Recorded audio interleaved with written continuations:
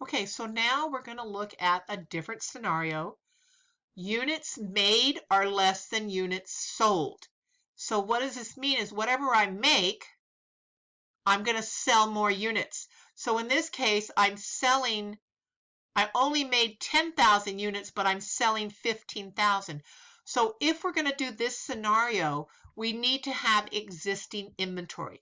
And when units made are less than units sold, I have to have beginning inventory, and the income from operations will be higher on the variable than the absorption. So this is really what you need to know is variable costing will be higher than the absorption costing. So let's take a look. So here, remember, I only made 10,000, but I already had beginning inventory. So here's my beginning inventory cost, and here's the cost for the 10,000 I made. Now notice I had my fixed cost up here for that inventory was only $10 per unit. Here it's $15 per unit because I had increased fixed cost. This was the 5,000 that were already on my shelf, and here is the 10,000 that I'm making. So let's take a look at my report. So under absorption costing, we'll look at that first. Here's my sales minus my beginning my cost of goods sold. So I'm going to take my beginning inventory and then add it to what I made and subtract it, and my income from operations is only 50,000 here. This is absorption, but it's going to be higher on the variable.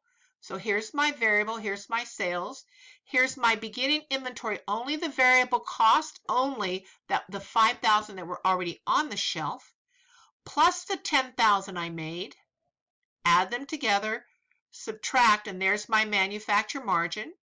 Then I'm going to take only my variable selling and admin expenses for the 15,000, subtract that, there's my contribution margin. Now I'm going to take my fixed cost. These are going to be the fixed cost for the ones you manufactured. Fixed manufacturing costs are only going to be for the 10,000, not the 5,000 that were already on the shelf. And add them together and subtract, and here my income is 100,000, where here it's 50,000. So just remember, units manufactured are less than units sold. Income from operations will be higher here than it will be on absorption. And so here's a little, we're talking about a difference of $50,000. And if you really want to talk about it, it's the fixed manufacturing cost of those 5,000 pieces that were already on my shelf because they were beginning inventory. So this cost really was incurred the previous period. Okay, so I have some little things for you to remember before I finish this. So these are the things you need to know. If units made equal units sold, then the income from operations is the same on both. If units made are greater than units sold, then absorption costing is greater than variable costing. And if units made are less than units sold, then absorption costing is less than variable costing.